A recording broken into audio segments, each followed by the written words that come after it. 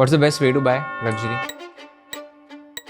Watches like AP, Rolex, you have to buy into the brand first, and then you will get your desired product. What does that mean? Like, Everyone's first desired one is a steel one first, but in order to get that, they'll make you purchase maybe 2 rose gold watches prior to that in order to get the one that you want. They don't want someone to buy something and just get stuck at that one piece. They want you to be a repeat customer. Buy things that maybe were not your first choice first in order to get the others.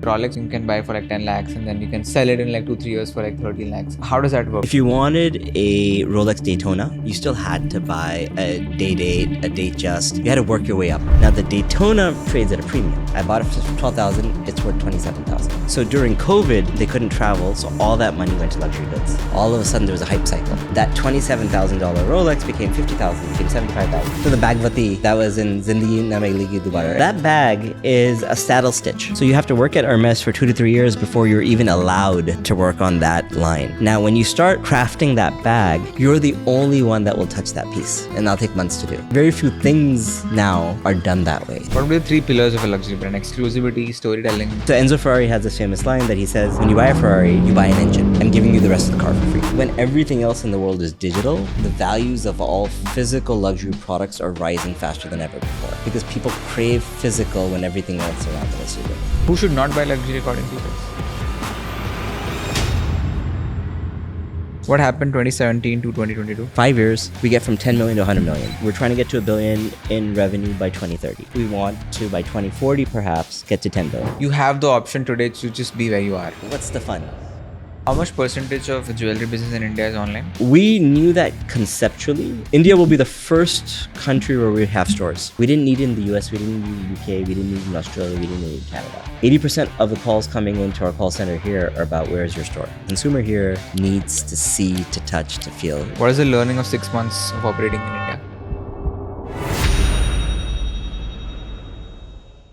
The dark patterns of luxury market. How do these luxury brands scam you of your money? Why are these brands expensive? Are they really worth it?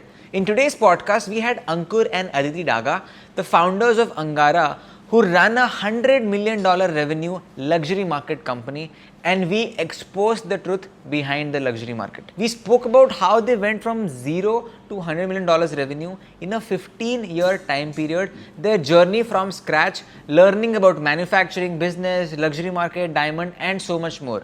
So if you are someone who is interested in the luxury market, if you are somebody who wants to make money from this market, make sure to watch the whole podcast. Understanding the luxury segment, psychology perspective, why people buy a Rolex. You're teaching people why luxury works, why people buy luxury. So a typical brand finds their target market and prices according to the appetite of that target market. Luxury pricing is the higher the price, the higher the value of that brand, right? The brand recognition and everything is kind of based on that over time. But there are also parts of it where, like a Veblen good, where when you actually desirability of a brand due to higher pricing increases demand. So that happens, for example, for something like a Birkin, a Rolex, or an AP watch. Yeah. Right? Because they're higher priced and they kind of control the supply also, that kind of creates that desirability and that snowball effect on that part. Now, people associate things with logos also, right? The desirability, when you buy something with a logo, they think, that brings a sense of joy to them because it's an emotional purchase. There's a perceived value. There's this emotional gratification that comes, the storytelling that comes with all these brands, LV and everything, that when you see that logo and you buy it, it brings you that sense of joy that you walked out with that purchase. Yeah. And every time you use it, every time you see that logo, that kind of increases that satisfaction towards that brand and builds loyalty. I mean, for even something like a smaller luxury, like a cup of coffee, we think about walking out with a Starbucks cup. It has that logo on it. It gives you that little joy again. And even though that aspirational thing that, okay, I can buy that bag, but something else that's branded, I'm walking out with this logo. And we're really proud of that fact. And when that same equally good local coffee with no logo might even taste better. But it's this little sense of joy that you get from buying into a brand, basically. So there is this connect with logo that people have, when we're trying to build that brand. And then there's quiet luxury also, where people are paying even more for that brand without any logo. Yeah. Right? And, there's subtle brands like Hermes or Apple, We talked about that swish factor. Why do we buy into those brands?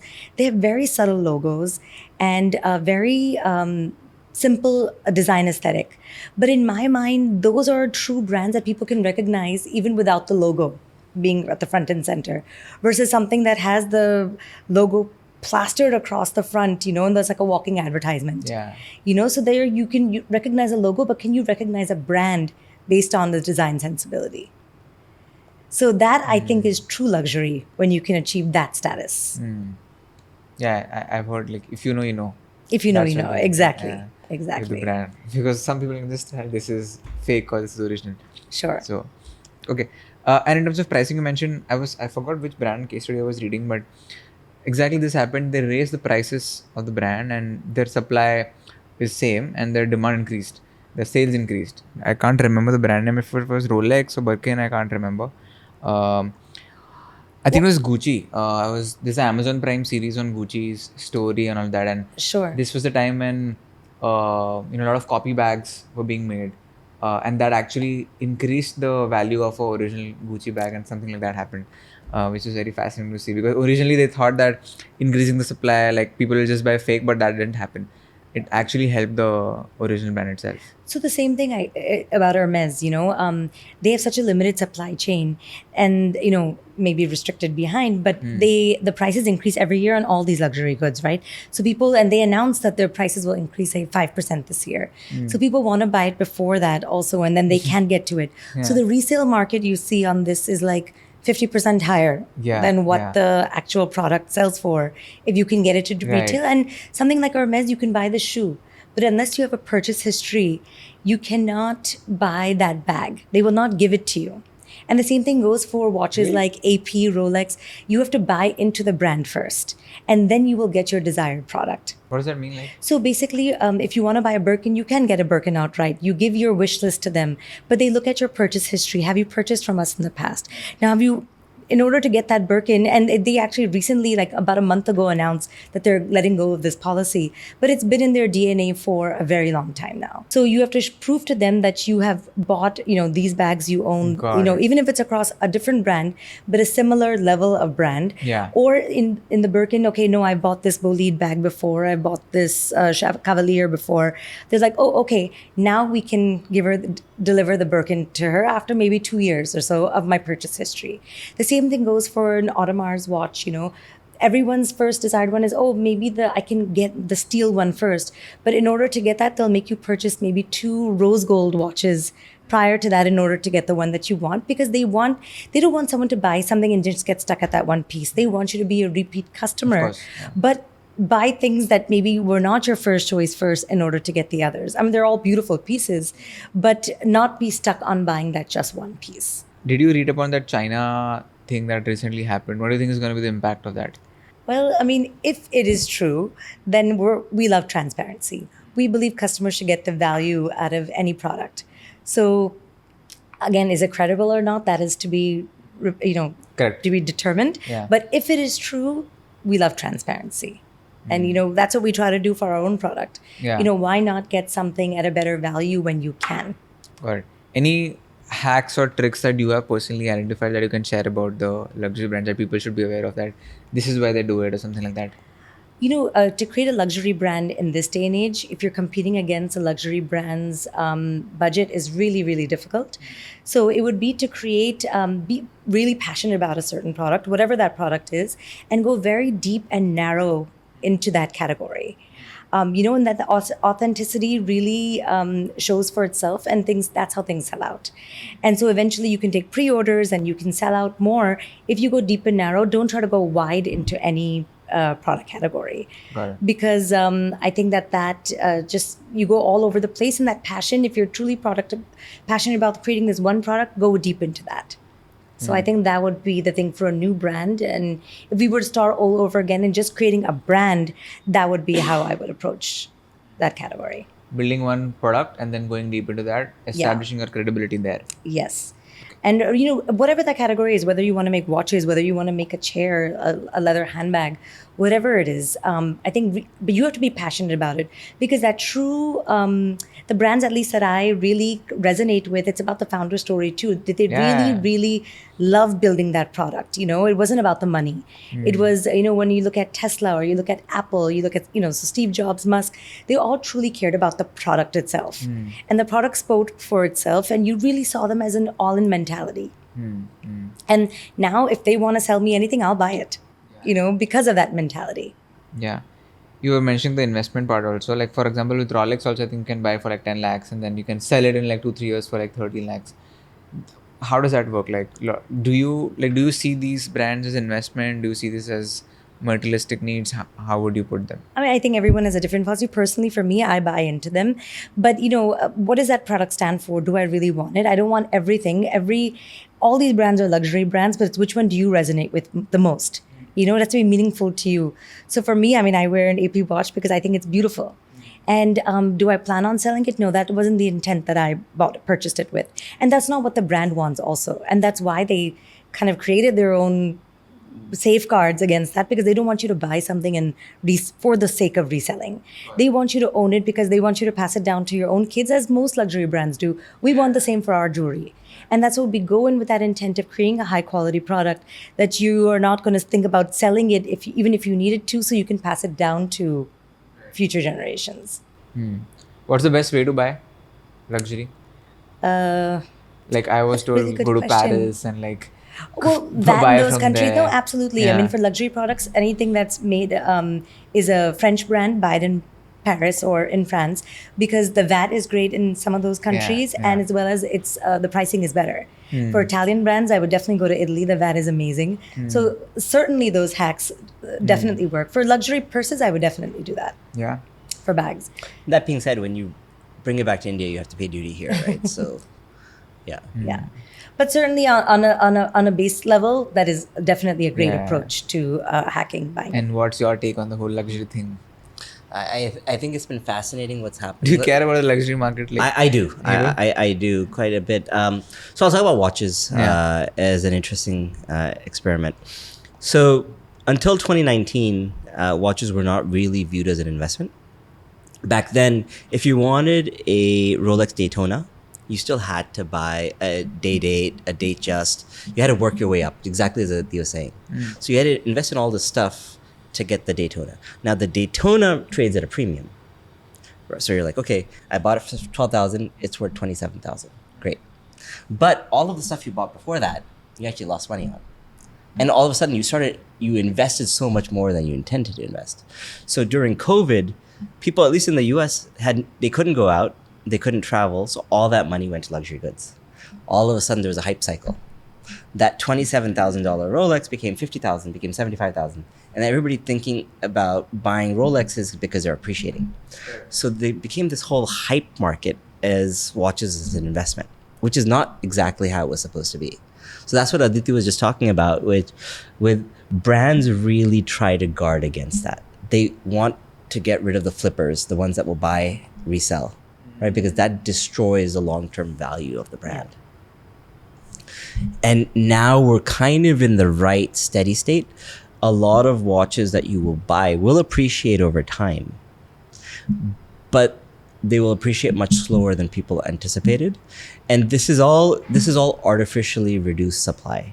So talk about Rolex, 1 million watches a year roughly. They don't disclose the actual number, but it's roughly around 1 million. Audemars Piguet or Patek Philippe, roughly 60,000 watches. But the demand, that's it per year. There's other brands that make 500 watches a year. So there's various different types of brands, levels of brands, and so forth. And I think what luxury brands aim to create at the end of the day is a community. They want to create a community of people who kind of are as passionate about their product as well. So they don't want people flipping it for that reason, because you're not really truly passionate about their product. So they want to create a community so they can have tastemakers of that same kind come and go on events together, and that way too. So I think the new luxury is actually finding a sense of community within anything that you want, and it's not like buying everything, because then you're all over the place. What do you truly do I truly love this product? Will I resonate with the community that resonates with that product? Correct. So that, I think, is the new sense of luxury now. Yeah, like for example, in India, Mercedes is like a very lawyer thing. If you're a very high-flying lawyer, buy a Mercedes. That's Yeah. like a brand position, community sort of, that's Yeah. Mercedes brand. BMW is right now very famous in the young guys. Like if you're a young entrepreneur, you're doing well, buy a BM. And sometimes when you see, like, in the US, when I drive a Tesla, earlier when there was another Tesla driving, you just give a nod to each other that you feel like you're part of a community. It's not, you both have it, but it's like, we think alike, and Yeah. that's what brands really want to do at the end of the day. Yeah. We'd love for people, if we saw someone wearing a beautiful emerald, to comment on like, oh, is that Zambian or is that Colombian or something? Because they truly understand it, and that's what, at the end of the day, what you aim to create. Yeah. No, yesterday I was in the gym. I was wearing a Man United shirt, and this guy comes in the Man United shirt, and he was like, "Bro, what a match!" Yeah. Absolutely, and then that satisfaction is Yeah. priceless, right? Yeah. Makes sense. Top 3 luxury brands according to you guys? Hermes 1, Apple 2. Yeah. Hermes and Apple were at the top of my list. I might add maybe Tesla to that too. Yeah. But why Hermes? What's the story? What's the difference? So, as a single brand today, it's worth more than the LVMH group combined with the 150 brands, just from like a valuation standpoint. Now, if you think about how Hermes works, you're talking about the China TikTok videos. None of Hermes's product is made in China. Everything's made in France. And they are able to increase prices by 5 to 10 to 15% per year. And there's still a waiting list years long. People are dying to get that product. Nothing else in the world I can think of that is like that. To create that desirability is incredible. Yeah.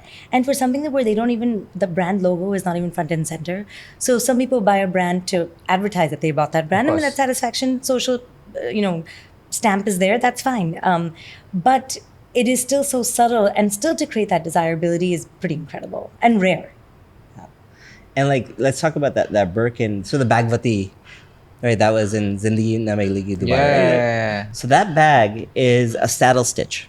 So the technique to stitch that bag is very hard to learn. So you have to work at Hermes for 2 to 3 years before you're even allowed to work on that line.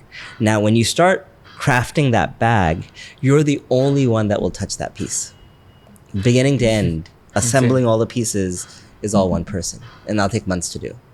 And so when you're buying it, you know that, and you'll actually have a signature, which is numbers and letters on the inside of the bag that signifies that this was made by one person, beginning to end. Very few things now are done that way. So there's a charm, there's a beauty to that. And the fact that it takes months to make is special. Kind of increases the anticipation also, right? If you're reading that, if you're told you're going to get one in like 6 months or something, that it's probably at this stage or whatever. Yeah. And it's the combination of that thoughtfulness, that storytelling and everything that, that truly kind of encompasses the whole brand ethos. Like, what would be the 3 pillars of a luxury brand? Exclusivity, storytelling, what else? I think storytelling would be number one for sure. Exclusivity for me would be last of the 3, at least would be third. But I think storytelling number 1.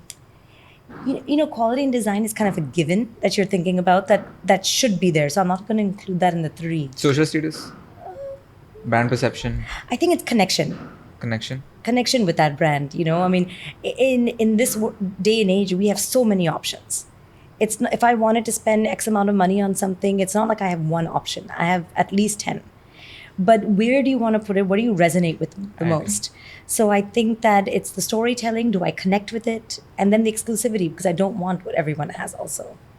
I want something that's personal to me. Not in terms of like, because it's everyone has it, I don't want it. Because I want something that speaks to me. That's what I mean by that. What learnings are you putting in your own brand, Angara, in terms of learning from AP or like luxury brands and sort of trying to put in your own brand? I think that whole experience, from the UI, UX, I mean, every part of that process is pretty thought through in a very deep way. So my background's in education, and the way we think about how readers should kind of learn to read, it's called scaffolding. You give every step in the process to get to the next step. What do they need to kind of put those letters together to finally form that word? Yeah. So what is that buyer on the website, what do they need? What is the scaffolding needed to get to the next step? Whether it's that rollover on good, better, best heirloom to finally figure out, oh, this is sold there. Okay, this is what heirloom means finally. So whether it's educating them about that front to so to click next to get to that add to cart button. What does it take? What is the process entail? Right. So I think that is part of that experience. Finally, that ease of getting through those steps is one experience. Then when they receive the product, the unboxing, you have multiple senses. How do we cater to every sense? We include scent in our packaging, and customers call us to ask us about, we had this smell. What was that fragrance you put in that box? And so, our customer service agents will tell them that, it was a jasmine, or we tried to change it seasonally. So, appealing to that sense, and we're trying to create our own now sense of taste to maybe include with there if it doesn't melt in Indian heat also, but something that we can do to kind of appeal to all five senses. Right, you mentioned that. Yeah. So that whole experience really should be, so they come back to us. They remember that experience, and then they come back again. Even in terms of the product, so like each one of those stones, it was cut and polished by one person. Yeah. So similar to the Birkin, also similar to Ferrari. So like the V12 assembly line, one person is responsible for the entire assembly of that V12 engine from beginning to end. And you need years of training to be able to qualify for the V12 line at Ferrari, right? So there's so much emotional attachment. It's so special where your flagship product has that level of care. And for us, the gemstone is a hero. Same as the engine is for Ferrari. And so Enzo Ferrari has this famous line that he says, when you buy a Ferrari, you buy an engine. I'm giving you the rest of the car for free. Because he's saying the heart and soul is the engine. And with Birkin, it's all a similar philosophy. It's so special because there's so much care exerted by one person to make it happen. When everything else in the world is digital, what's interesting is the values of all physical luxury products are rising faster than ever before because people crave physical when everything else around them is digital. Who should not buy luxury according to you guys? I mean, luxury is again subjective too. Something, there are different levels of luxury, or luxury means something different to everyone. But I think anything that doesn't resonate with you, that can't mean luxury to you then, if it's not meaningful. Or even financially, if you're going into debt, luxury by definition is a choice. You don't need to have it, right? So, kapra, makan, khana, that's like, if those are at risk, you don't need it. It's not worth it. Don't go into debt. Don't do stupid things. It will come. There will be a time that comes. Yeah, whether it's a Birkin bag or jewelry, there will be a time for it. Yeah. But don't put yourself in debt for luxury items because it's a social status thing. Right. And it may sound obvious, but there's millions of people that are doing exactly that. Yeah, that's how. And worldwide. Yeah. Well, in the US, we see that, right? It's paycheck to paycheck, people are spending it on sneakers or something else, basically, rather than the basics that are needed that way. Yeah. Just the need to sort of, get into that exclusivity also, or just belong to that club. People do all kind of things. So you can just buy it. So let's start with journeys only, wherever you want to start. I would want to understand how you got into this, family history, all of it. So my family's been in the jewelry industry for over 300 years. The Maharaja of Jaipur invited them from Delhi to Jaipur to revive the art of Meenakari. So when they came back, and even though I grew up in the US, her summer India आती थी तो I would see my Dadaji sitting on the ground on the floor with all the artisans कि एक झल्लर को ठीक करने के लिए, and what did the customer want to really give them exactly what they ordered. And then I'd see my father designing in New York with such passion that really stuck with me. And then when we decided after graduate school to start an e-commerce company in jewelry together, we knew that we wanted to bring jewelry back to its roots. The stories that I heard from my grandfather and my father about how each piece was custom made, it took 3 to 6 months with so much love and care. That's what we wanted to use technology to scale, essentially. And we focused on colored gemstones because both of our families are from Jaipur. And we had a very innate kind of connection to colored gemstones. So, and that was really hard, much harder than we expected. So mine came from a line of legacy, but Ankur's story is pretty interesting too, how he finally decided to come into jewelry. Yeah, so I also grew up in a jewelry family. My parents are in wholesale gemstones, so emerald, ruby, sapphire, tanzanite, primarily selling in the US. But I found the business when I was growing up, at least, very boring, antiquated, slow. Never thought I would come into it. And life comes full circle. 2001.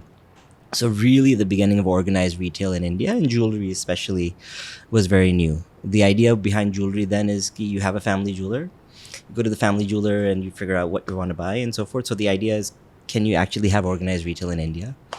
So that prompted me to think about jewelry in a completely different way. And I saw what it could become if we can solve this problem that Aditi was talking about, which is how do you bring jewelry back to its roots, how it's supposed to be bought. That's a massive unlock. Okay. Because we went from super personal 300 years ago to very impersonal, where at least in the US, the way it used to work is you go into a Zales or a Kay or a Tiffany and the salesperson sells you what they have. It's not about what you want. It's about what they want to sell you. Yeah. And we feel like it was the wrong way to buy jewelry. Jewelry is very meaningful. You buy it for a wedding, an anniversary, a promotion, and you lose all that essence when you're buying it outright from what a salesperson wants to sell you, right? So can we bring that back? And also the customization part of it was the other key, right? So whether you want to spend $500 or $15,000, the idea is, can we create something that will work for you? Let's say you like a 3-stone ring, or a ring, something like this, for example. Now, we don't know what your budget is. We know you like this product. Back to your e-commerce days, it's very product centric with PLA ads and so forth. So the idea for us is we want to cater to all audiences. We guarantee workmanship and we guarantee it'll be exactly what you want. But it might be in silver, it might be in yellow gold, white gold, rose gold, might be in platinum, might be a DIF, or might be a very low quality diamond, depending on what you're looking for. Right? So those were the two things that we were solving for. So I went to Harvard for business school after McKinsey. I knew I wanted to start something in jewelry. And it was obvious what it should be. E-commerce was still very nascent. It was 2% of jewelry sales in the US were online.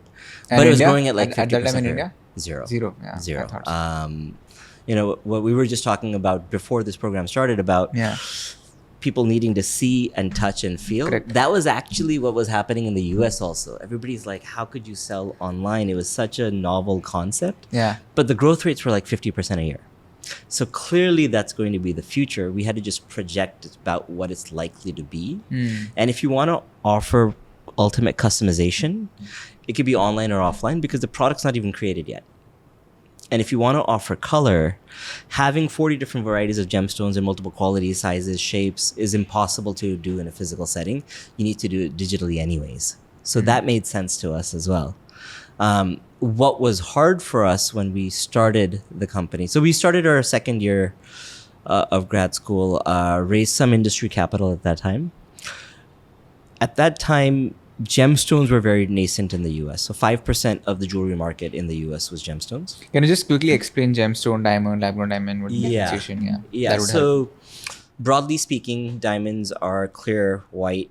Of the studded market, they represent 90% of the studded market in the US. Color stones are emerald, ruby, sapphire, tanzanite, peridot, amethyst, blue topaz, a variety of gemstones. So 40 different types of gemstones, which historically, so if we rewind back 300 years, that used to be the majority of the jewelry market worldwide. And after De Beers came in 1947 with the diamond is forever, this concept of 2 months salary, the concept of a D flawless, which is basically colorless and inclusion free, so the perfect diamond, and the fact that everybody should strive to that. And if you're wearing a 1 carat ring or a 2 carat or 3 carat, it says something about your socioeconomic status and so forth. They were able to change the consumer mindset. So marketing stunt basically with like pushed a the lot most brilliant campaign. Of all time. Of all time. Jewelry. Probably. Talk more about this if you can. Yeah, so when De Beers started in 1947, color was still the majority of the studded market. And then by the 1990s, color ended up being 10%. Wow. And diamonds took over at 90%. And they Because- kind of invented the yeah. engagement ring concept Yeah. for the modern market also. Yeah, that didn't exist Yes, before. that didn't exist. Yeah. Okay. Okay. All of a sudden, something that was actually what people wanted kind of became sidelined. Now, the economics behind it are really interesting. So, De Beers, for many years, was a monopoly. So, 80% of the world's diamond supply was controlled by De Beers. So, it was easy for them to invest in the marketing. Color never had that. Each stone is different, and each stone has multiple mines around the world, owned by different owners. So, they could never pool their resources or strategy to actually compete against that. So this is an era where marketing worked. Arguably today, it would not work. So De Beers did it in 1947, but it was doing in 2024. The consumer is just so much more aware. And so society has kind of moved beyond that now, but that's kind of how it was structured. And because De Beers had that market share, it was able to push that narrative, for which worked for many years. De Beers started losing its market share to Alrosa and others about 20, 25 years ago. Starting 2011, it stopped marketing on a diamond is forever. So your generation actually has not been subject to the marketing De Beers has used to do for decades. Right? And that's why people are now open to exploring other alternatives to engagement rings, to diamond engagement rings. Makes sense. That So- makes a lot of sense. Okay, so gemstone is one, and then there's a diamond. Two concepts, right? Like lab-grown diamond is a new concept within. Yes. Yeah, so there are lab-grown diamonds and lab-grown color gemstones. Lab-grown diamonds are chemically, physically, and optically identical to Correct. natural diamonds. Just the way they're found. Natural diamonds are found like 200 kilometers in the Earth's crust. And the high temperature and high pressure conditions allow the carbon to crystallize, which is how you get the diamond rough. Then they're cut, polished in factories. Correct. Lab-grown diamonds, there are two processes. One, the earlier one developed in the 1950s was high pressure, high temperature. And that took a diamond seed, you put it inside a piece of carbon, and you expose it to conditions like the Earth's crust, high temperature, high pressure. And basically that crystal would kind of replicate itself also. But the quality of that stone was, sometimes yellowish. It wasn't as consistent. Okay. So it was mostly used for industrial grade when they really needed the hardest substance on Earth. But then chemical vapor deposition started in CVD diamonds, which are the more common now. That started in the 1980s. But the price per carat only fell recently. In that, you take a diamond seed and you put it in a hydrogen chamber. And then you put a carbon-filled gas in that chamber. And that ionization replicates the diamond seed and forms that rough again. Now that is much more consistent. You're able to get a much higher quality diamond in that. And that is what you now most commonly see in Got it. lab-grown diamonds. Okay, understood. Yeah. So going back to natural second, and then we'll talk about lab. Yeah. So in natural, a lot of the process. So in India, we think about jewelry as an asset, right? If something goes wrong in the family, then you can always sell your I jewelry. mean, gold is liquidate. all-time high right now. In India. Absolutely. So diamonds used to be that in the US also. Okay. Where if you're getting an engagement ring, if something happens in the marriage, sell it. you can sell it, right? And that became part one. Part two was it's an inflation hedge. Part three is it's an asset. It goes up in So value. it's parallel to gold in India. Exactly. Precisely, It used right? to be. Now what's happened because of lab grown is that investment thesis has gone away, right? So diamonds have come down 40 to 45% in price over the last 3 years. Oh, I know that. Lab-grown is 1/4 of the price from what I know. Less Almost than 1/10 1/10. now. 1/10. Yeah, yeah. So De Beers must not be happy right now. yeah. So their narrative is, which we disagree with, is that there are two different markets. There's a market that wants natural, and there's a market that wants lab. US में ऐसा नहीं है. So 55% of engagement rings sold in 2025 are lab. Wow. 2018 में 2% थे. So imagine the meteoric growth. Why is that? So 2018, the Federal Trade Commission in the US said a diamond is a diamond, whether it's lab or natural. You just have to disclose whether it's lab or natural. Fair. Part of that is also COVID. When people were not traveling, so there was a lot of spending that happened in jewelry. It was diverted to jewelry. Also, when you're on Zoom for all your calls, everyone's seeing this frame. And what do you see in that frame? You see jewelry. So people wanted to go bigger and bolder. And so lab-grown diamonds was a way to do that without breaking the bank. So that is another reason why lab-grown diamonds truly took off, I would say, during COVID. Got it. Okay. You're talking about the 2005 time. I just diverted you towards the gemstones. You were talking about when you started this. Yeah, so back then, gemstones were only 5% of the market. Online was nascent. In the So- US. Yeah. So online is 2% of jewelry at that time. Got it. Gemstones are 5%, 2% of the 5%. Right? So tiny, tiny market. Our challenge was, how do we scale this thing given how small the market size is? So first we have to expand the market itself. Right? So we have to expand the demand for color, which is a challenge by itself. And the e-commerce market is growing naturally, which is great. That's a tailwind. Yeah. But the idea for us is we were always looking at this as a 50-year play. To do what De Beers did for diamonds, to do that for color, cannot be done in 5 to 7 years. Very true. And if you're raising VC, the fund has a life cycle of 5 to 7 years, right? They want you to get to the next stage, raise the Series B, C, or exit. Our vision could not be realized in that amount of time. And we knew that from the outset. But how did you have the hindsight at 23, 24 that this is going to be a 50-year play? Because 23 were just like, let me get rich in 5 years. How did you have that insight? Yeah, so it's interesting. So in our in 2005, we had this class where Warren Buffett and Bill Gates both came together to speak on campus. Wow. And it was 800 people in the audience. And Nice. he said to all of us, Warren Buffett said to all of us, he said that there's no difference between you and I. The only difference is I fly privately. So I fly differently, you fly differently. We eat at the same place. We do the same things. We watch TV the same way. We enjoy entertainment the same way. And his point was, do what you love because the money doesn't matter.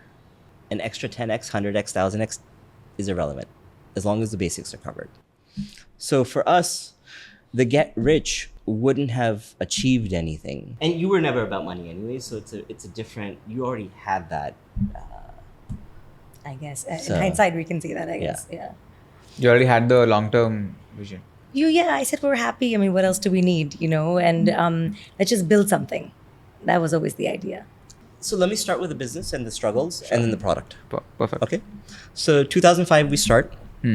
It takes us 11 years to get to 10 million in revenue. Okay. We almost went under in 2009, which we'll cover separately. Sure.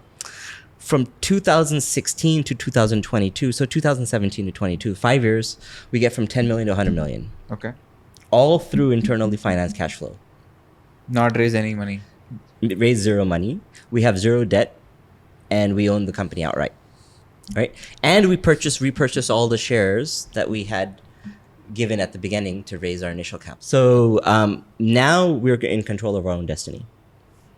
And the cash flow that we have, but the US VCs must be dying to like put in money in US. Yeah, but it's a fundamental mismatch. If you have a 50-year time horizon and the VC has a 5 to 10, they want their money like 7 years. How do you bridge that gap? Fair. Okay. Right. And by the way, if we had taken VC in 2005, I would have been fired in 2008. So thank God we didn't. But it created PTSD where we're very deliberate about how we treat capital. Right? Cash is oxygen for an entrepreneur. So we're very cognizant Cash of is king. that. So now we're at 100 million in revenue. We're trying to get to $1 billion in revenue by 2030. To put it into context, just for like the India versus US split, $1 billion finished today is 1.7 billion in revenue. The larger companies in India are, let's say, Carrot Lane and Bluestone are anywhere from 150 million to 250 million in revenue. In India. Yeah. We and Carrot Lane is big in India. Like it's considered very big in India. Right. So to do that type of scale without any external funding, completely financed from the cash flows of the business, that's insane. It's not easy to do. Yeah. But it also limits how fast we can grow. If we had raised capital, I'm sure, at multiple points, we could have 10x'd it from here, right? But now, so here's our plan for now. So we want to get to $1 billion by 2030. We want to, by 2040 perhaps, get to 10 billion. Okay. So we're only 1% of the way where we need to be. And you can think of these as big numbers, or you can say, okay, the overall jewelry market worldwide is 400 billion, right? Today. So now... That's like 2% or something like that. Precisely, yeah. So $1 billion is only 0.25% of the entire market. If you look at the dominance that Google has in search, or Microsoft has, like 0.25% is nothing. Right? Yeah. And even if you get to 10 billion, it's 2% exactly as you said. At that time, the market, let's say, is $600 billion. You're only 2% of that. It's not that hard. How big is De Beers? So De Beers is an interesting story. So at its peak, 2022, it was 6.6 billion in revenue. 6.6 billion. Yeah. In 2024, it was at 3.3 billion. It halved. What happened? Remember we were talking about asset prices for diamonds falling 40 to 45%. Yeah. They took a hit. Oh, yeah. So now a few things happened. A lot of the demand that was natural diamonds went to lab. So demand dropped. The price per carat started dropping because demand dropped. So no matter what their output is, their sales have to be lower. Correct. And Quantity-wise, they might have done even higher per se, but the value is lesser. yeah, now they're stuck because as soon as you try to sell more to get revenue, the price per carat of the diamond drops. It's counted into the business. Yeah. So they have to walk They're this stuck. tightrope. And even as prices dropped so rapidly in the last 2 years, demand didn't necessarily rise. So you could see that there's a fundamental shift that lower pricing didn't mean higher sales. I want to first understand the process also, like value chain. Like, for Yeah. example, how do you get the product? How do you make it? Yeah. In the US primarily, most of the D2C players will source from wholesalers in New York City. Okay. So they will source one of two things. They'll source the finished product or the loose diamond. And if they source the loose diamond, they'll mount it in their own facility, right? So now that loose diamond that you're buying in New York City or that finished jewelry piece, the supply chain behind that is what's interesting, Correct. right? So De Beers... This is the basic trading, this piece. But there's like 6 steps in the supply chain to get to that basic trading. Okay. So you have De Beers, then you have 80 site holders, which are sitting in Bombay or Israel, that are direct consumers of De Beers. So they will buy rough in parcels. So De Beers 10 times a year will have this allocation of rough.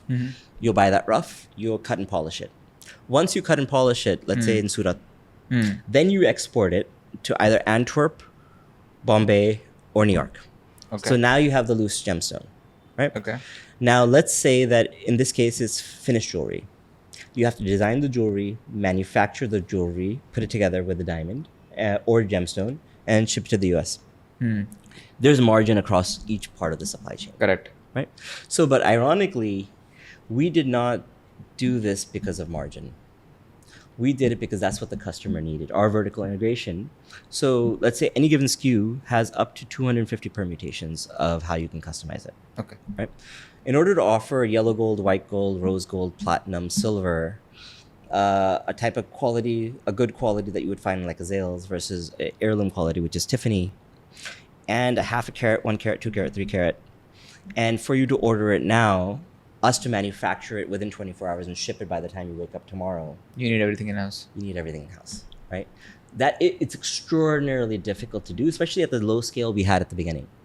So we're vertically integrated backwards first to manufacturing. So we'll buy wholesale goods and we'll manufacture ourselves. Then we integrated backwards into product development and design. Then we integrated factor. So R&D, backwards. design, everything is in-house Yeah, even back then. This is when? 2000 and? This is from 2012 to 2019. So Call it 7 years. 5 to 12, you were also sort of figuring out like what happened to 2005, 2012? Yeah, so we started in color. We decided that we found out that the market was just too small to build any scale. We pivoted to diamonds. Okay. Diamonds are much easier to sell. Okay. Engagement rings are commodities. So as long as you're cheaper on price, people will buy from you. Okay. Even easier than that is just pure gold jewelry. Right? But diamond is 5x easier to sell. So we said let's start there. Right. So we went away from our original ethos about color because we needed to survive. Of course, I was just going to say that word. Yeah. So 2005, 2007 years, you just sold diamonds. So 2005 we started color.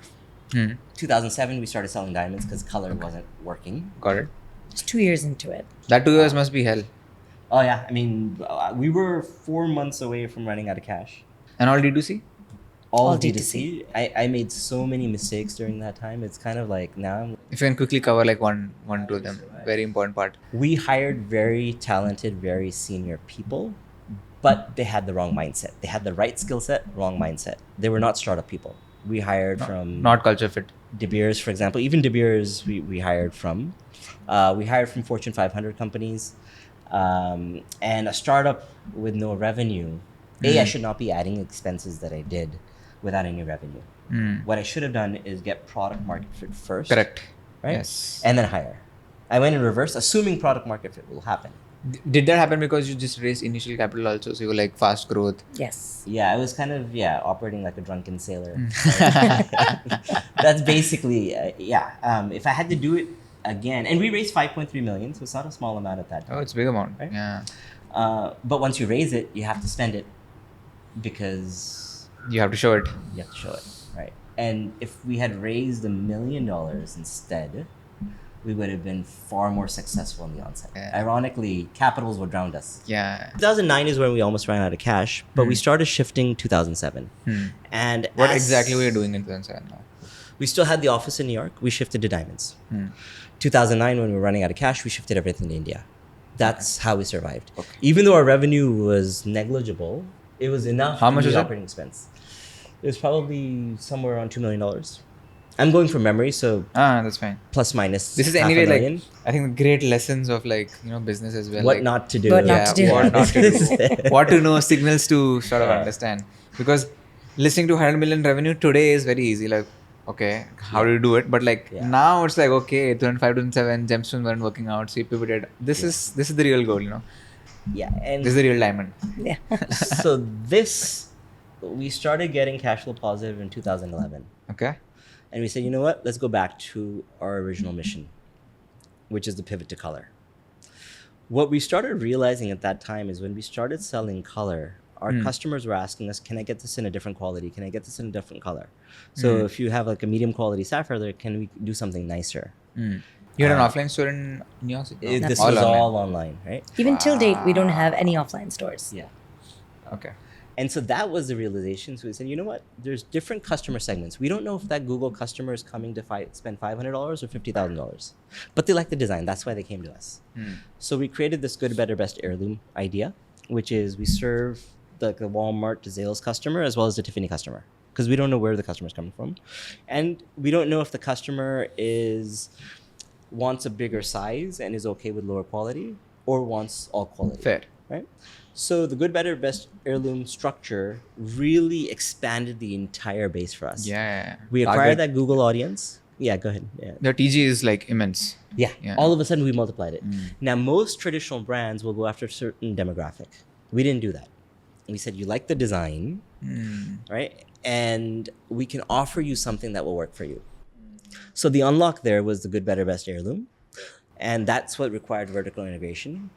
And color at that time, and e-commerce had grown at 50% per annum for 7 years. So now all of a sudden it was big enough. The market was big enough where Makes we can sense. really push. And at that time, we were essentially a monopoly / oligopoly in the sense that the Google keywords we were buying were super cheap because there was a competition for those keywords. Right? So the math started working all of a sudden. And then we started growing. And then we realized that, hey, let's stop looking at the competition and let's only be guided by the customer. Whatever the customer wants, as long as it conforms to our principles, we'll do it. So we started testing lab back in 2013, 2014.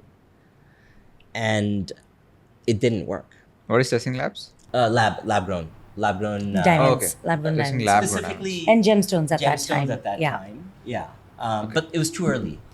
So I want to cover the evolution of your backend as well. Okay. And that's why, so let's understand 2007, 2009, how you were selling the diamonds, so that when we move to gemstones, you can talk about the vertical integration again. So like even the evolution of what was not in-house and how slowly things got in-house, all of that. Okay. So should I start with the manufacturing process? yeah. And then we'll go to kind of the customer segments. Sounds good. right? Perfect. So customers wanted things even back then within a week. Max they will wait is 2 weeks. Now, if you're working with outsourced vendors, how do you make that happen? The coordination it takes. And do they even have the inventory? If I order a 1 carat heirloom sapphire in white gold, can they produce a piece? Right? Every single piece is custom. Nobody was used to doing that. Everything was mass production. If you wanted to hit the right price points, you didn't mass. Correct. So we knew we had to do that. Now, the challenge is if you have 20 orders a day, how do you make the math work on setting up a whole manufacturing unit? True. But we had to do it anyways because that's what the customer needed. So it took us originally, so when we first started manufacturing, we would take 5 days to manufacture, then ship out. Having it in-house was critical. The challenge was how do you make the math work, right? So we took a loss when we started manufacturing ourselves. 2007 you're talking about. This is now 2000. Yeah, I'm jumping around a little bit on timelines. So on the diamond part, it was until 2011. I'm referring to the part after because we only started vertical integration in 2012. Got it. So I could rewind to the time before if that's helpful. Let's first do the pre 2007 2012 and then we'll come to the vertical integration. So back then, the loose diamonds that we were sourcing were all from manufacturers that had offices in New York or in Bombay. Okay. So the way it would work is we would list 50,000 diamonds on our website. Not too dissimilar to how things are done now, but we didn't own the diamonds. Correct. Right? So we just listed it. It's a GI certificate. It's a commodity. It's easy to sell. You also moved from a marketplace to someone who owned. Exactly. That's your evolution. Exactly. Yeah. Perfect. Yeah, go on. So once the order is placed, then we call Bombay or we call the wholesaler in New York. We say, okay, we would like that diamond. We purchase a diamond. We outsource the manufacturing in LA to build the mounting that was ordered. Correct. And then set the diamond and then ship out. Which was, by the way, what everybody else was doing. So Blue Nile, James Allen, all the other competitors were basically doing the same thing. The only way we were able to achieve scale is by undercutting everybody else. Right? Now, the problem is if you undercut, how do you get margin? Correct. Yeah, you could have and a the typical line. margin was 17-20%. So on the diamond side, it became so competitive that it was like 5 to 7%. In some of the larger sizes, like 3 carats and above, it was like 3%. That's tough. It's impossible. Now, everybody else was playing a different game. They were chasing valuation. And their valuation was driven by top line. So you're competing against someone that is not necessarily running a rational P&L. They're also not running behind profit. So they don't care about margins. So they would reduce prices further and it would be a race to... Right. And so it was clear to us that this is like a short-term stopgap until we do what we really want to do. And in the end, even if you look at today, I'll jump around a little bit just to set the context. Yeah. All of the companies we're talking about, so let's say Blue Nile, Brilliant Earth, James Allen, nobody's making any money. They have hundreds of millions in top line because the margin just doesn't work. Like, yes, they got the valuation at some point because it was a multiple of revenue. But even if you fast forward to $400 million plus in scale, without the gross margin, how do you make the math work? So 2007 to 2012, everything was outsourced on the manufacturing side. When we got into color is when we started vertically integrating because we realized there's no wholesaler that has all of it and we needed speed. 2011, you got back to color also, you mentioned, right? That's right. Okay. So 2007 to 11 was mostly diamond selling, running as a marketplace, figuring out profit, cash flows, proper hustle survival, figuring out how do we get back to gemstone and all that. Is that right? That's right. And we were a Me Too site. We had no brand DNA that was different from anybody else. It was, Yeah. I think what was also critical at that time was the back office in Jaipur. You know, the team that was starting to being built there was really critical to that shift that we had because it was such a tech play then after that. Yeah. After 2011 when we 2011 was shifted. tech play. So by that time that team had built there. So just to talk a little bit about that office. So we had to migrate our entire code base for some reason back then. We had these two guys we had hired out of IIT Delhi that had no coding experience. They learned how to code in a week, migrated servers in 2 weeks under like super tight deadlines. These are 21-year-olds. And that's when it hit us that, you know what, it's not about experience. The people that we hired that had 20 years of experience, very senior, that's not what's going to make it work for us. It's the people that are super passionate and super bright. Yeah. Those are the people we need. And even until now, that's still the ethos. Experience doesn't help. Hire for the culture, skill will follow. Yeah, precisely. Nice.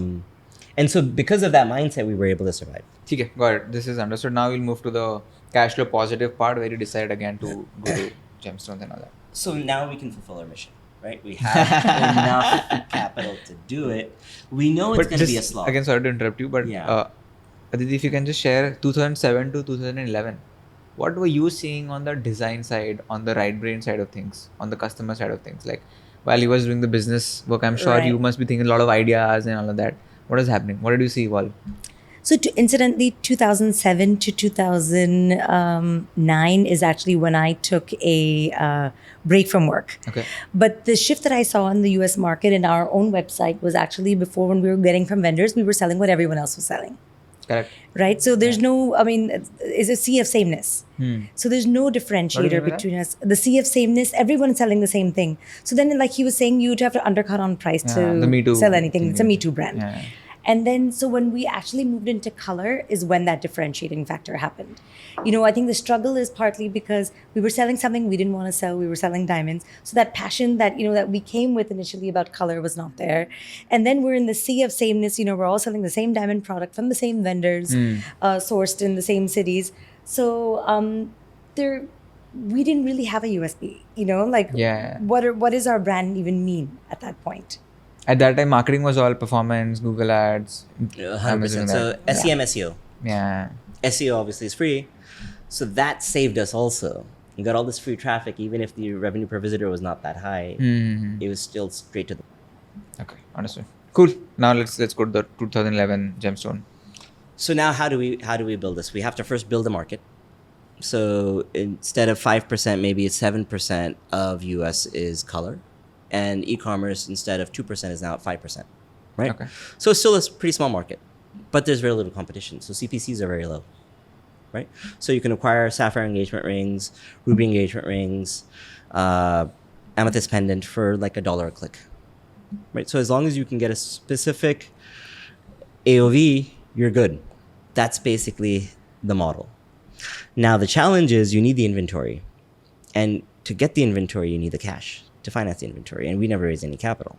We had so much conviction in the business that at that time we agreed to repurchase shares over the next 5 years. This is when? 2000? This is 2014, 15. That's insane. Roughly, right? And we said, okay, we'll initially repurchase at this price per share. Every year we will add on a multiple. Of course. Right? Because there's time value to money. And we'll pay you accordingly. And the investors agreed to that, right? So it was a win-win because they were able to get an exit. We had to finance our operations, our inventory, and investor share buyback all at the same time. But we had the conviction to do it, right? So we never took any money out of the business.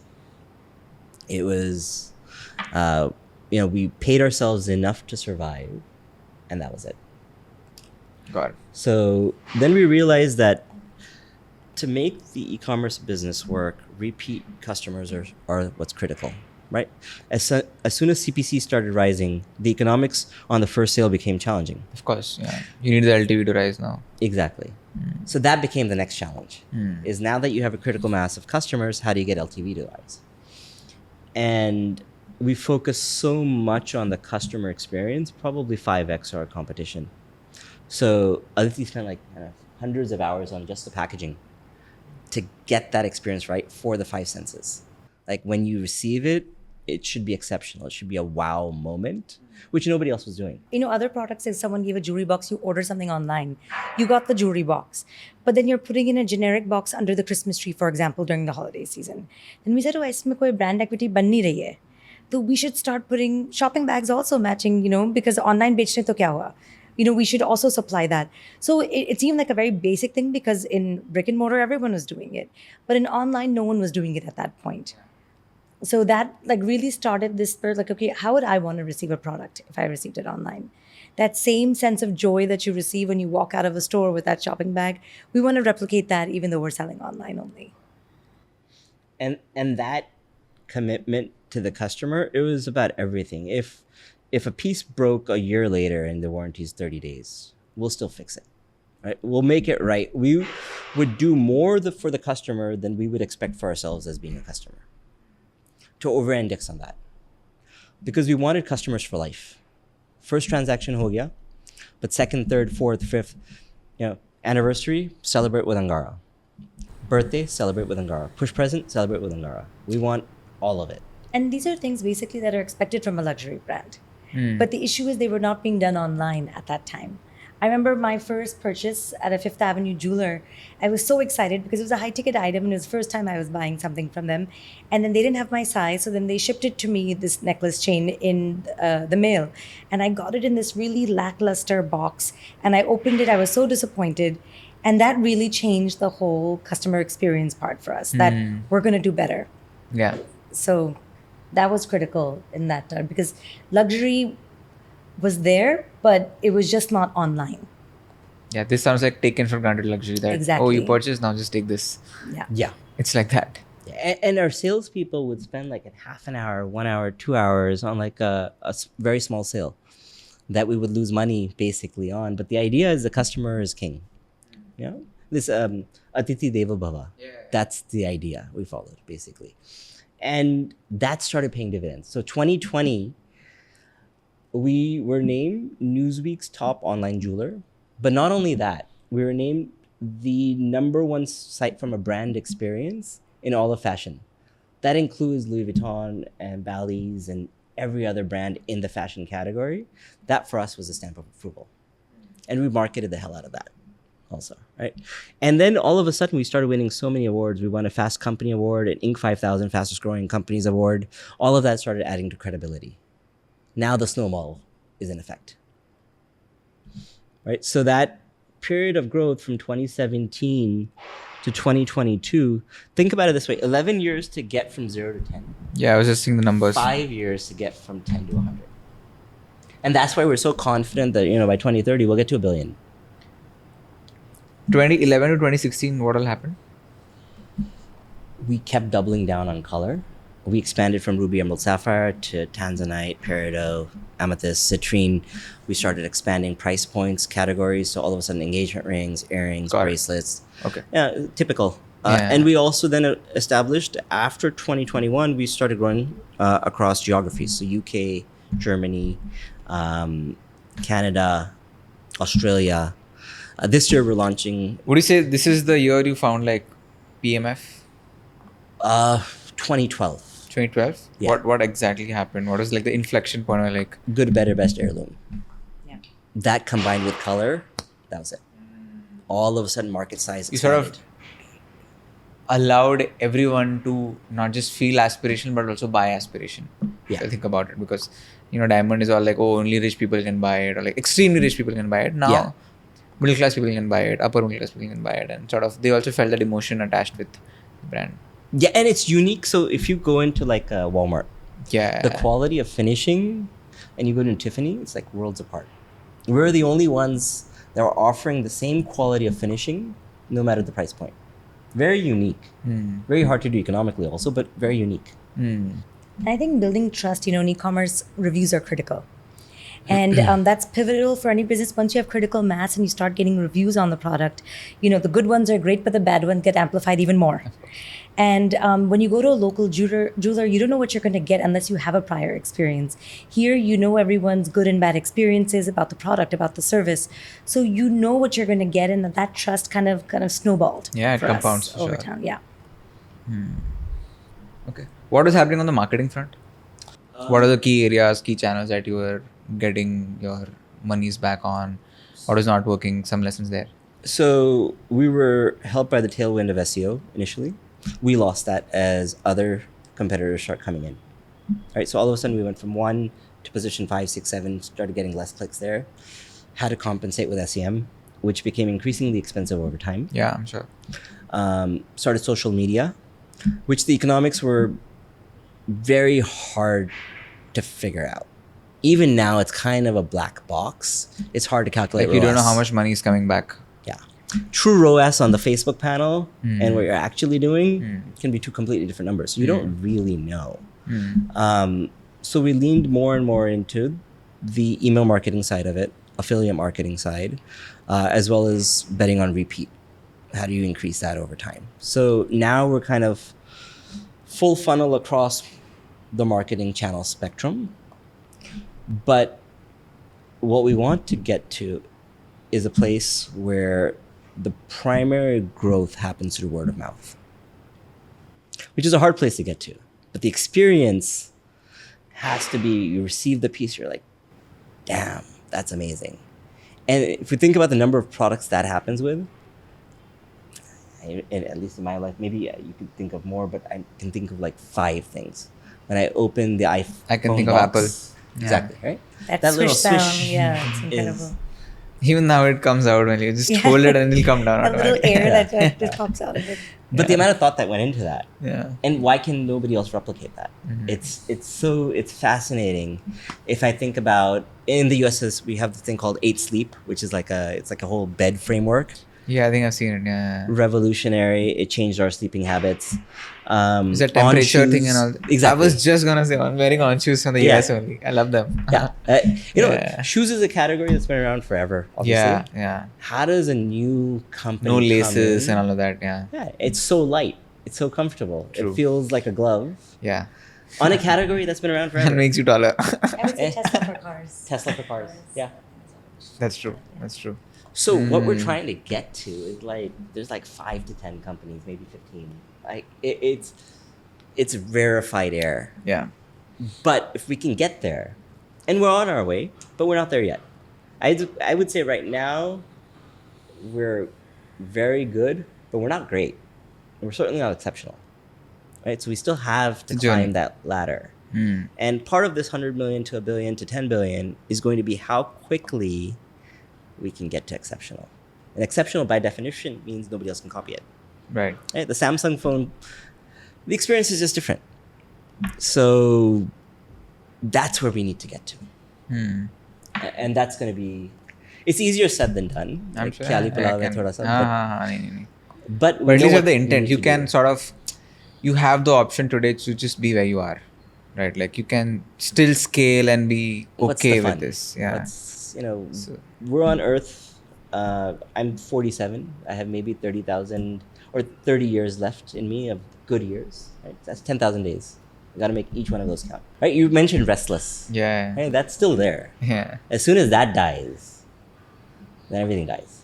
Right. Right? We got to get there. So there's still a 10x and a 10x. So Nice. we're only What's 1% driving you today?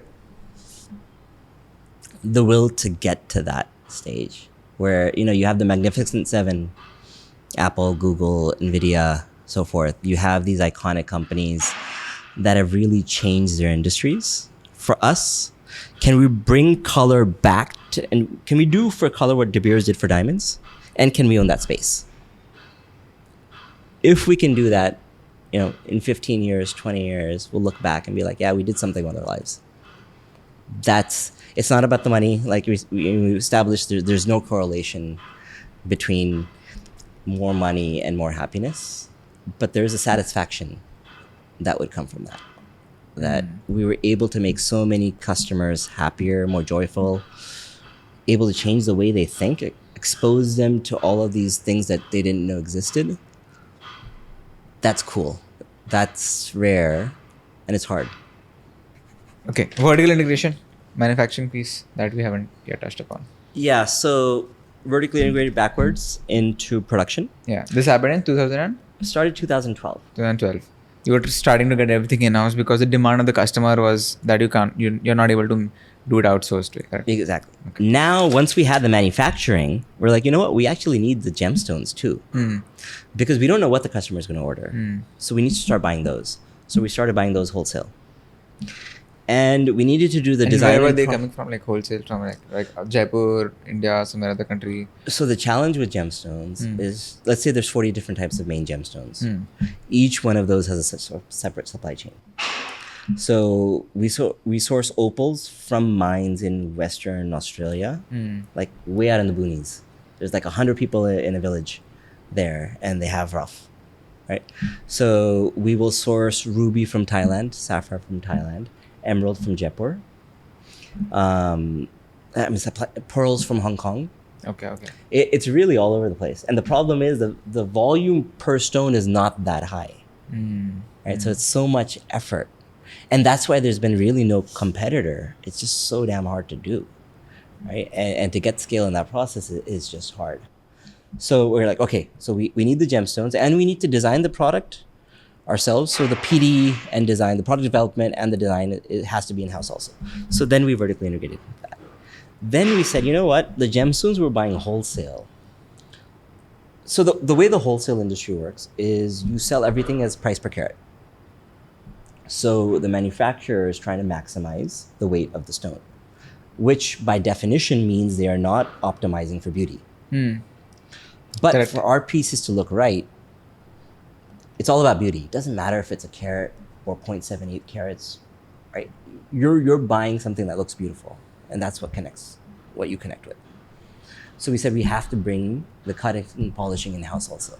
Or we buy from manufacturers that do a great job of that, which is a small percentage of manufacturers. So that's why we ended up going back all the way.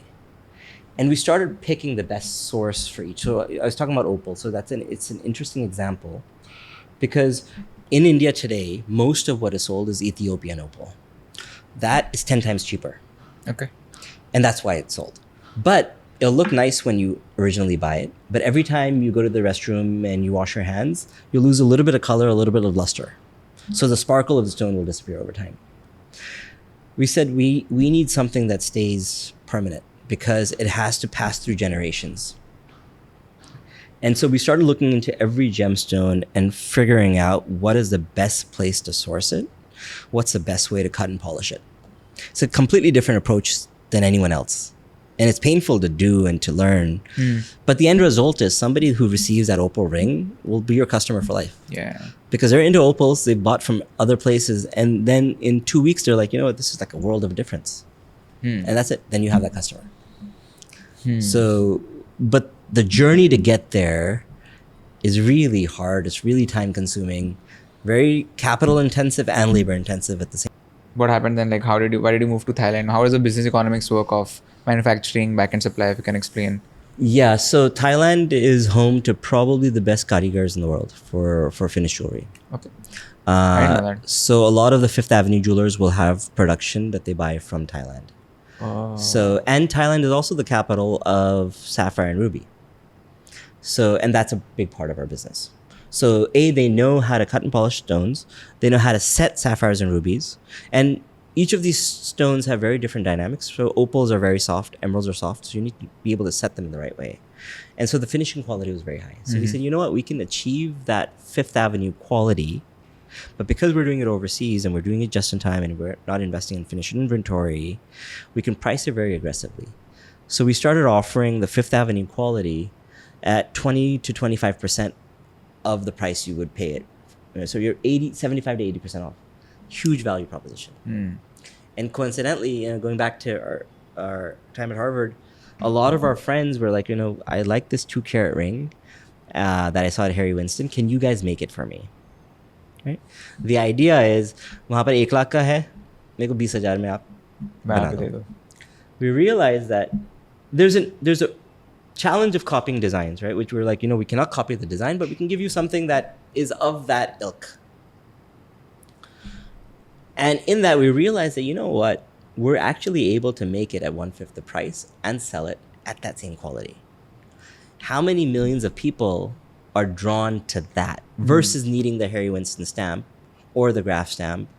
And by the way, you can't even see that when you buy the ring because it looks like any other ring, right?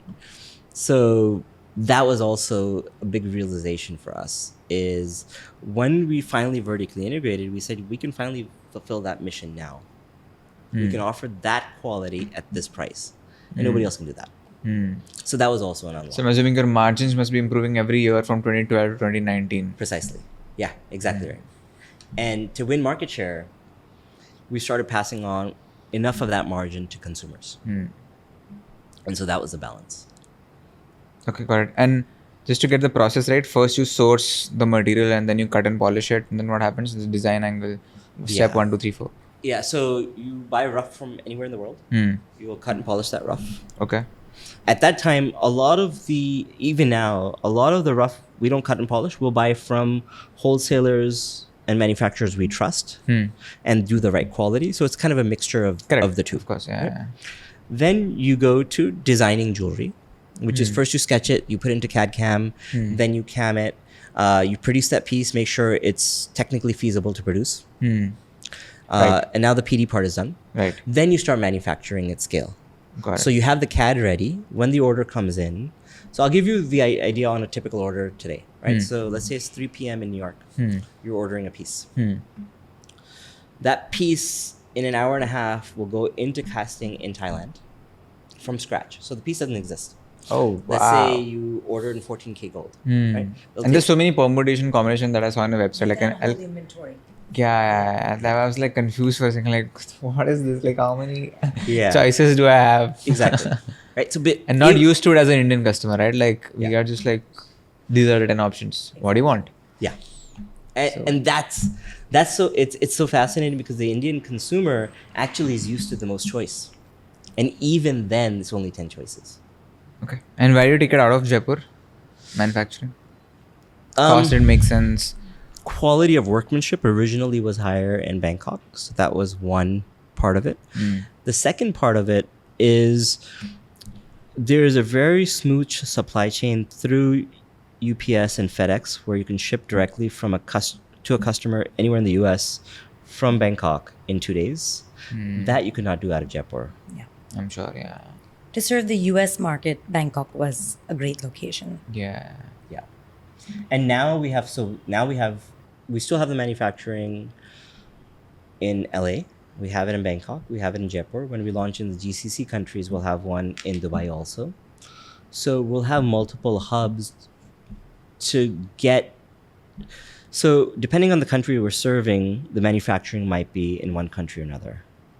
We're going to serve India out of India. So we and we have one export wing, and we'll also have a factory for local as well, because they just need to be different because of government regulations and so forth. So that's how the process would work. And how does from a business lens, from economy's lens, how does China come into here? Like, I was reading about this market, and China is right now, I think, is aggressive in the lab-grown diamonds market and all of that. Like, how does that equation play? There's no manufacturing in China. Cost-wise, Thailand is the best place. Have you sort of studied that piece? Yeah. So when lab came out, China had like 75 to 80% share, and India had the remainder. This is manufacturing share, not retail share. And now we're probably 40% India, 40% China, 20% rest of the world. Okay. So that's in contrast to natural diamonds, which are 90-95% manufactured in India. Manufactured meaning cut and polished. So they come from earth, obviously, and then they're cut and polished here. Right. On the consumer side is where it starts to get interesting. So the US and India today are roughly the same size market, 85 billion US each. And India. India, okay.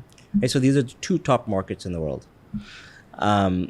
What's interesting about that is the US GDP is $30 trillion. India's GDP is 4.3 trillion. Right, so you have a 7x there. But they're buying the same amount of jewelry. How does that work? So 2% of India's GDP is jewelry consumption. Insanely high. Yeah, that's true. Correct. Right? And it's because the habit of like buying jewelry for like marriages and all of that. Yeah. Asset. Yeah. It's everything for us. It's an asset. It's something that's beautiful. It shows your success. It's all wrapped into one. And so this market for us is extraordinarily exciting. And I think we'll finally be we're ready to get it right here now. So that's... How much percentage of the jewelry business in India is online? Most of it is offline. Even the online companies, the large majority of their sales are offline. The Indian consumer still needs to go into the store, touch it, feel it, like you were saying before. We knew that conceptually. India will be the first country where we have stores. We didn't need it in the US, we didn't need it in the UK, we didn't need it in Australia, we didn't need it in Canada. 80% of the calls coming into our call center here are about where is your store. So all of a sudden we need it here because the consumer here needs to see, to touch, to feel, which is fair enough. So our solution for here is a completely bespoke solution. So native. Because of that. Yeah. And as to right now, even the e-commerce companies that started off primarily as e-commerce, 20% of their revenue is coming online, 80% is coming offline. Correct. That will mature over time. We'll get to a third, 2/3, then we'll get to 50-50 ultimately. And then maybe even beyond that. The overall, let's say, omni-channel market in the US, how is it divided between on and offline? Is it 50-50, 40-60? So e-commerce versus offline is 20 to 25% online. I'm talking about overall retail sales, right? But if you look at the D2C companies that started digitally first and went into offline, it's still large majority is online. 80-20 of sorts. Roughly. Yeah. It depends on the category. Of course, yeah. Right. But that's about right. Correct. Now the challenge is this. Now you have a cost structure that is, you have the whole digital cost structure, you have the physical cost structure, and you're trying to be very competitive in pricing. How do you achieve all of that? It's extraordinarily difficult to do. That's why for us, we'd rather not have retail in the US and lower pricing, because the value proposition to the customer is better. Here, it's not going to be that. But what you do save as a result is marketing expenses. You're not paying Meta and Google. You'll invest that in the store. So there's an offset there. What is the learning of 6 months of operating in India? We've been surprised pleasantly. We are really in like alpha launch, not even beta, not even full. We've crossed 10 crores in revenue. We're profitable already. Wow. That, having been in e-commerce, you know how hard that is to do. So especially in India, D2C is right now like bleeding money in Meta and Google and all that. Precisely. And that blew us away. So our original idea was, the goal is we'll do 1,000 crores by 2030 and we'll do it profitably. Now it's I think we 5,000. can increase that. Yeah. I don't know what it increases to, but 1,000 is the base case. Because people are already resonating with the product. And you launched the how? Like, experience. did you have something blasty or just ran ads? What's the scene? What is the GTM? Just the bare minimum Google keywords. Like super, super basic. We wanted to understand the consumer. We wanted to see, okay, the designs that we're selling across the world, will those designs resonate in India? Or do we need India-centric designs? We wanted to understand if people will need physical stores. We wanted to understand what the key USPs are that people are looking for. So the first 6 months was really just a test to get our feet wet in the market. Because in order to get the market right, we really need to understand the consumer today. I knew a little bit about from the Tanishq days like 25 years ago, but the customers evolved so much. Yeah. Right? And so we were pleasantly surprised by contribution margin positive already. 10 crores in revenue it's small, but with like minimal effort, not bad. And the designs that are best sellers in the US are the same designs that are best sellers in India, which like we did not anticipate. Yeah. And I think the other learning was also that the Indian consumer is very sophisticated in their understanding of colored gemstones. You know, that was not the case in the US. It took us 10 years to kind of see that shift from 5% of engagement ring center stones in the US were color. And 10 years later, they became 15%. And we see that shift happening even faster in India because there is a deeper understanding because color is part of the Indian DNA. Yeah. So, Yeah, maybe it's the Navratna, maybe it's astrological jewelry, but people just get it. I think also like, you know, without knowing, how did we fall in love with jewelry? When you're little, you go to the temple, you see all the idols or completely adorned with jewelry. And there's a lot of big gemstones and everything on them ruby too. and all that, And you don't realize it. And then you see your moms growing up, you idolize them. And, when they're decked up for an occasion, without knowing that you're falling in love with the jewelry and color, like that's how I think, if I think far back, how did I fall in love with jewelry? Aside from the legacy and seeing it all around me, I think it was those moments of like not knowing, and I think that for most Indians, it's a similar journey. Yeah. Correct. What happened 2017 to 2022? 5 years. What worked? So I'm assuming a lot of compounding, a lot of word of mouth scaling, LTV going higher and higher. Yeah. So the first segment is LTV, is repeat customers helped. Second is we expanded the number of gemstones. That helped.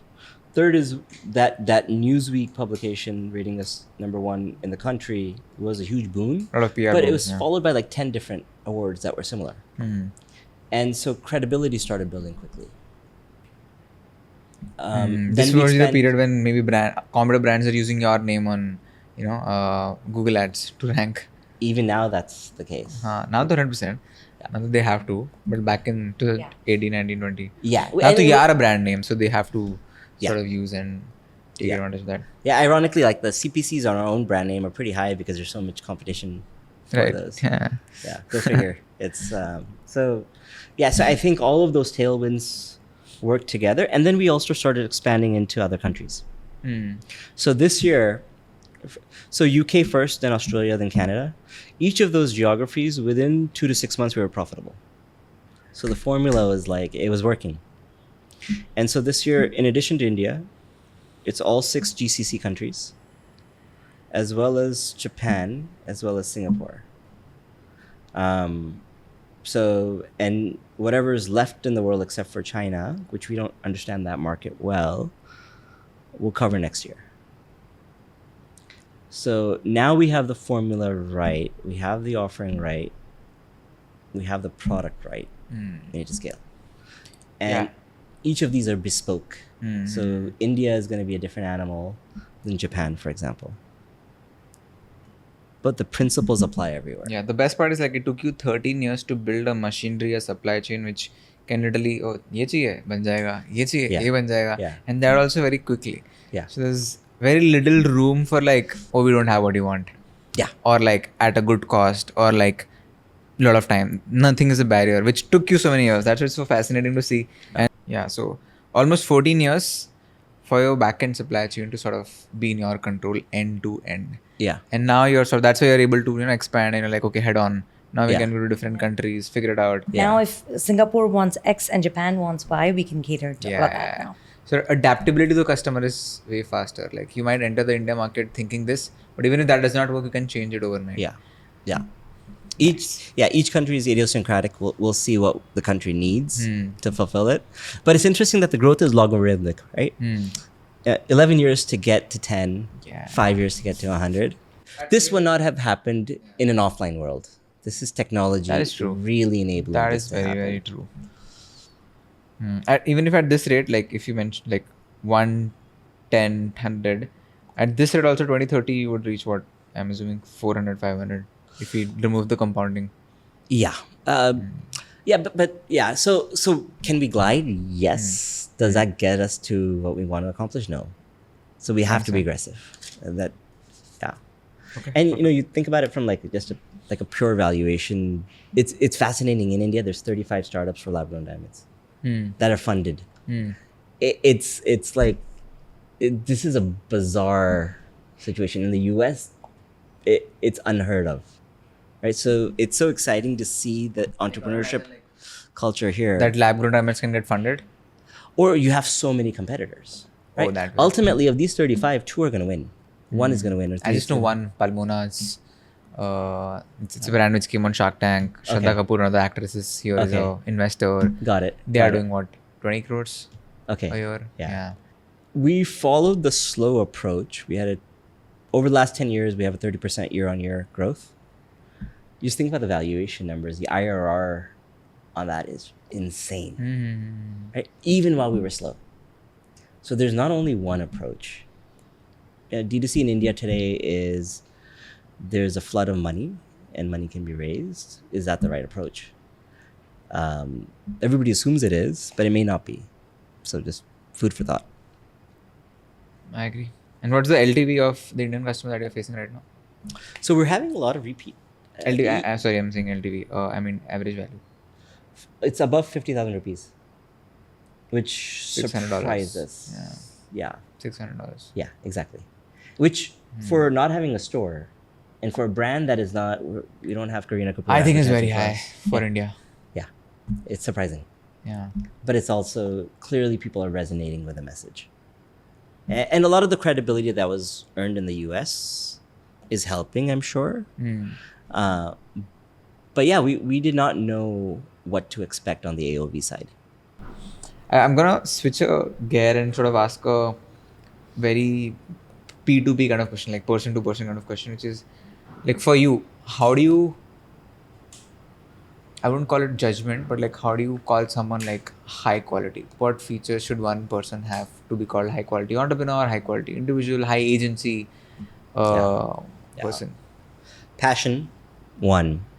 Do they want to do something with their life? Is there even a hobby that they're super passionate about? That's, I think, part one. Part two is the ability to take that leap and go all in and cut off all life rafts. So Cut off all life rafts. So for example, if I am investing in an entrepreneur, I do a lot of Series A, Series B type investments. If someone is doing something part-time and not giving up their primary job, that's a red flag. They have to be all in. They have to be giving up everything else. That's where the high agency part of it comes in. Because tough times will come. In our business, they came. In any business, they'll come. The number of businesses or the percentage of businesses where you go through no tough times is like less than 1%, right? So whether you're hiring as a part of a team or investing in an entrepreneur, grit, perseverance, demonstrated, not just talk, that's the number one attribute. And passion is probably number two. And according to your passion, you find your passion, or like how would you define passion? Like, did you find passion in like making jewelry, gemstone, when you were mentioning the 2005 period? In my case, life kept coming full circle. So the entry into jewelry was fortuitous. What's the probability that my project at McKinsey would be with Tanishq? It just so happened. So I'm lucky that way. A lot of other people find their passion when they're 40 or 50, right? So it's not a given. In that case, it's harder to figure out.